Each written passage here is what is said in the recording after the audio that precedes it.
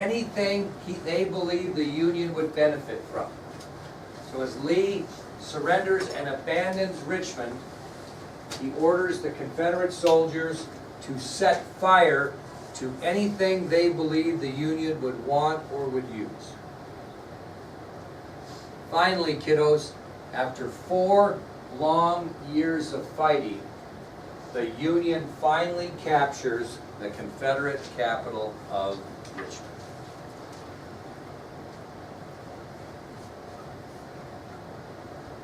And that will take us to the Confederate surrender at Appomattox.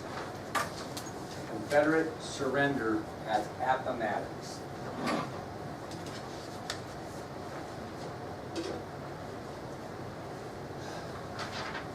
Well, as has been predicted this entire lecture unit, after the surrender of Richmond, Lee has no choice but to surrender the Confederacy to the Union. That was the goal from the start, was to capture the Confederate capital of Richmond and end the war. Problem was, when you kiddos think back to the first battle of Bull Run, when we thought that was just going to be an easy takeover, 4 years later, they finally accomplished that goal of capturing Richmond. So, on April 7th of 1865, General Ulysses S. Grant officially asks General Robert E. Lee to surrender.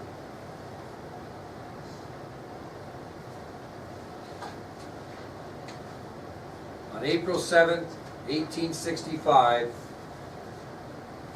General Ulysses S. Grant officially asks General Robert E. Lee to surrender. Lee takes 2 days to think and prepare for the surrender.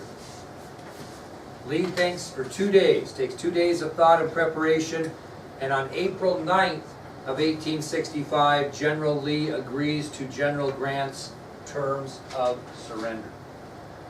So Grant asks Lee to surrender on April 7th, 1865. Lee takes 2 days to think and prepare his men, and on April 9th of 1865, Lee agrees to General Grant's terms of surrender. It seems a little weird about that, but Lee agrees to Grant's terms of surrender. Wasn't he the guy that didn't know? Yeah, he was unconditional surrender Grant. So is he being kind, so to speak, to General Lee? He will. Yeah, normally he doesn't have terms of surrender, but he will with General Lee, out of respect. So, on April 9th, 1865, the 2 great Civil War generals meet at Appomattox Courthouse, Virginia. On April 9th, 1865, these 2 great Civil War leaders meet at Appomattox Courthouse, Virginia.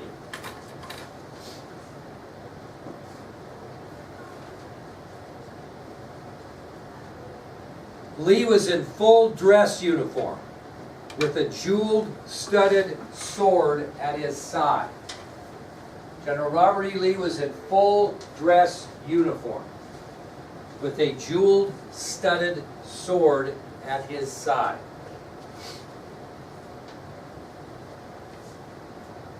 Grant the complete opposite. He wore a private shirt, which was unbuttoned at the neck, and muddy boots. So they were the polar opposites appearance-wise during the surrender.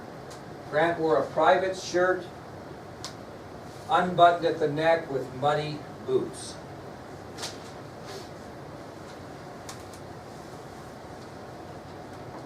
Aided by his military secretary, Eli Samuel Parker, General Grant drafted the terms of surrender. Aided by his military secretary, Eli Samuel Parker, General Grant drafts the terms of surrender. What does that mean? Writes them out so that Lee can sign. So again, aided by his military secretary, Eli Samuel Parker, General Grant drafts the terms of surrender. The terms of surrender were simple and honorable and consisted of 3 parts. Grant's terms of surrender were simple and honorable. consisting of these three parts. Number one, the defeated Confederates would be required to sign pledges promising not to fight against the Union any longer. The defeated Confederates would be required to sign pledges promising not to fight against the Union any longer. What might be another term of surrender, Andrew? What else might they have to do other than sign pledges promising not to? What's that? Oh, yeah, that's a good point, but the Confederate soldiers will have nothing to do with that political arena. That'll come up, obviously, later, but it won't be anything the Confederates will have to do to surrender. We're talking surrender an army here. What else might they have to do? Like go when captured Unions? What's that? Like go when captured Union men? No, not that'll be later. Okay? Talking about what happened at Appomattox Courthouse. The defeated Confederates would have to be signed pledges promising not to fight the Union any longer. What else might they want from them? Give up their weapons. Very good. The Confederate soldiers were required to surrender their weapons.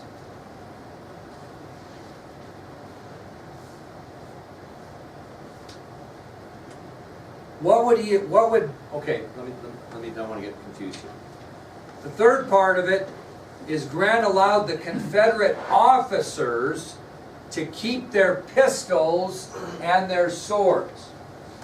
That was a concession. He let Confederate officers keep their pistols and their swords.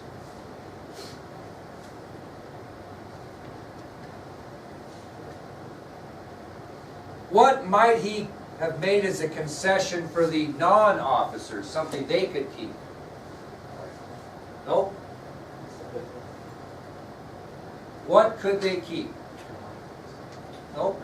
Well, a possession they would have they might need. What might they have? What might they own? Especially the cavalry. Horses.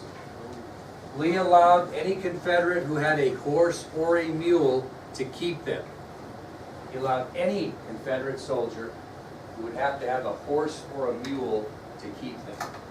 And he was quoted as saying, you don't have to write this down, he said, "Let all the men who claim to own a horse or mule take the animals home with them to work their little farm."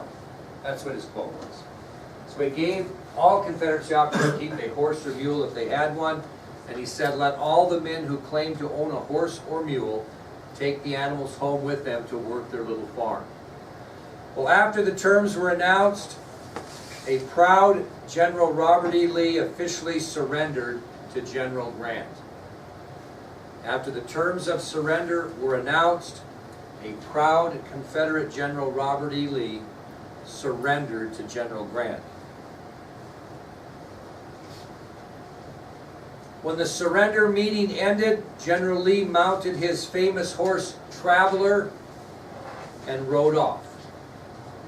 After the terms of surrender were met, the meeting ended.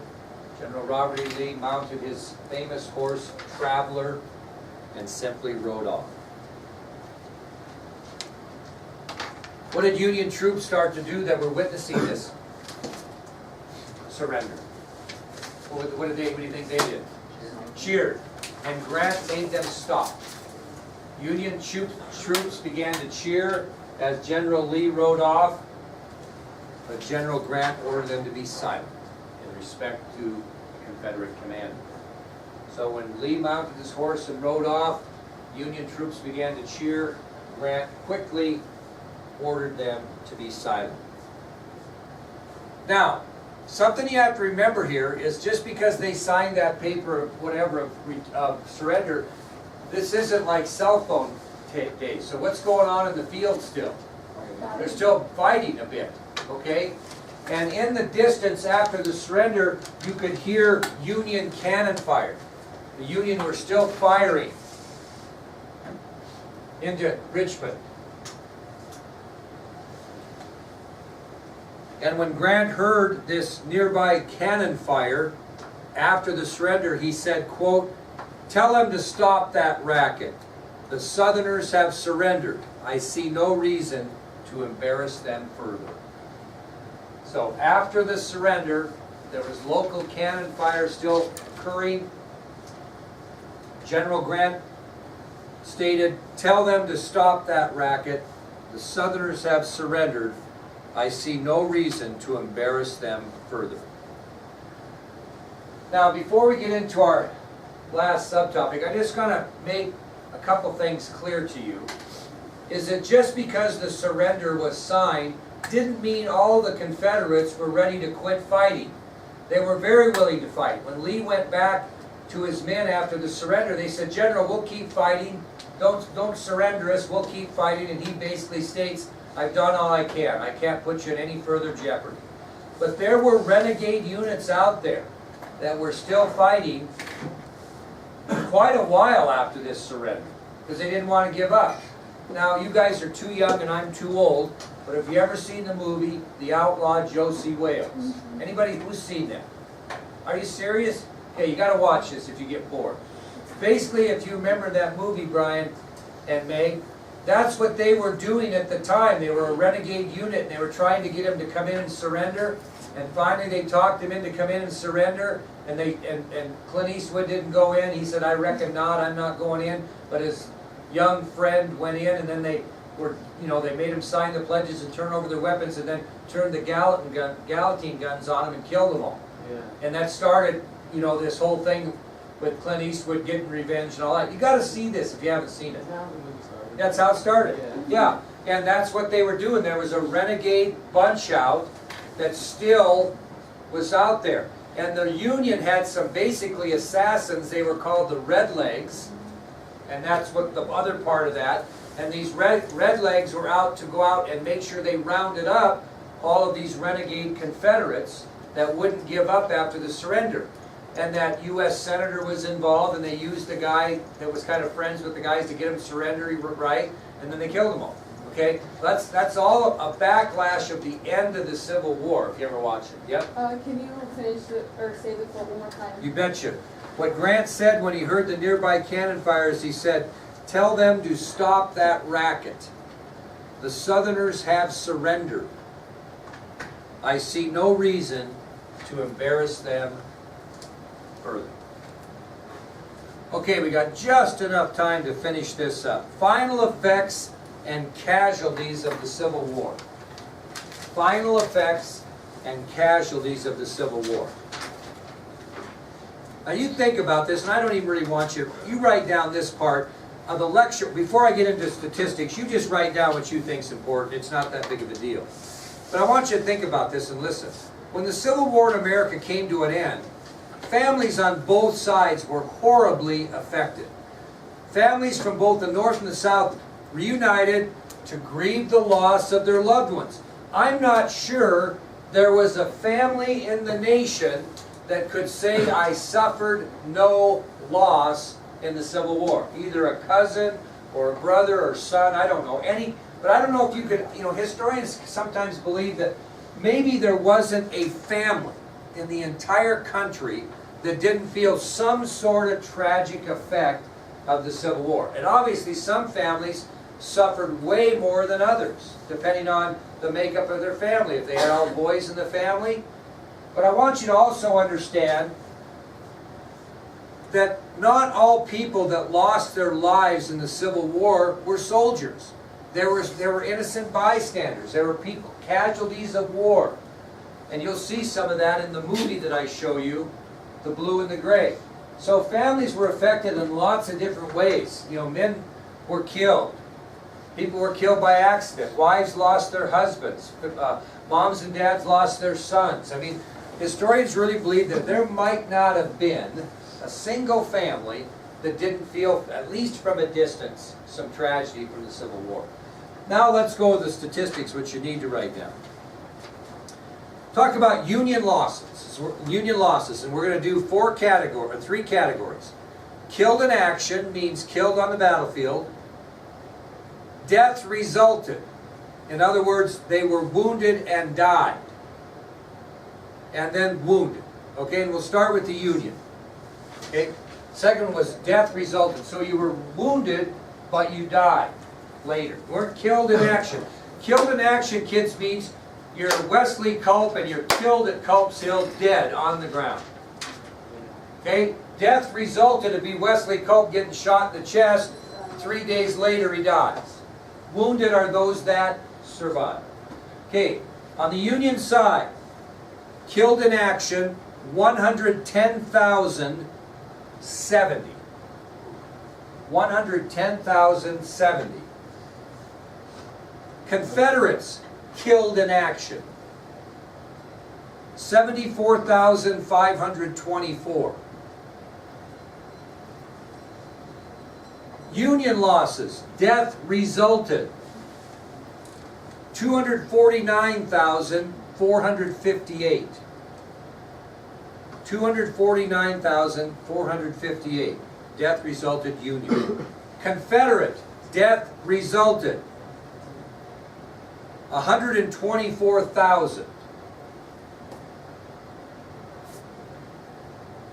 Union, wounded, 275,175. Confederate, wounded, 137,000. What do those rounded off numbers tell you? Not really sure. Yeah, I'll repeat these again.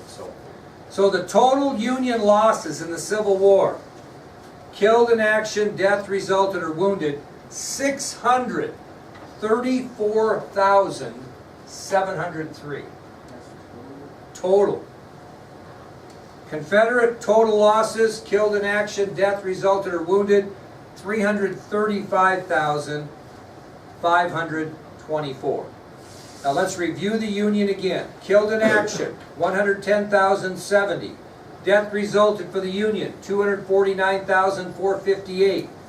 Wounded on the Union side, 275,175 for a grand total casualties, 634,703. And they won the war. Okay? Confederate losses, killed in action, 74,524. Death resulted, 124,000. Confederate losses wounded, 137,000. Total casualties for the Confederates in in the Civil War, 335,524. So, I'm going to add them up for you. These are the total on both sides. Killed in action, 184,594. Total Civil War losses on both sides, killed in action, 184,594. Total deaths resulted on both sides, 373,458. 373,458 death resulted both sides. Wounded, both sides, 412,175. 412,175. One more time. Total Civil War losses, killed in action, 184,594. Death resulted, 373,458. Wounded, 412,175. For a grand total of 970,227. 970,227. Now, look up and listen to me here. Of the men on both sides that were either killed in action or died as a result of their wounds was 10% of the entire population of the United States of America at the time. 10% of our total population on North and South were killed in action or died as a result of their wounds. Generations, yeah. Can you repeat the total of all of it again? 970,227. Thank you. Now I want you to write this down. If you add up all the killed in action and the death resulted from wounds, though that total was 10% of the country's total population. Can you imagine that? 10% died in the Civil War. It affected generations. Okay, here's what we're going to do tomorrow. Even though it's an open note test, because it's lengthy, I'm going to give you a review. So we are going to review. So have your highlighters, because I'm going to tell you which ones are on the matching, and you can kind of note those and won't have to worry about them all. So we will have a test review tomorrow, and the test will be Monday, open note. Open note, Monday. What was the total?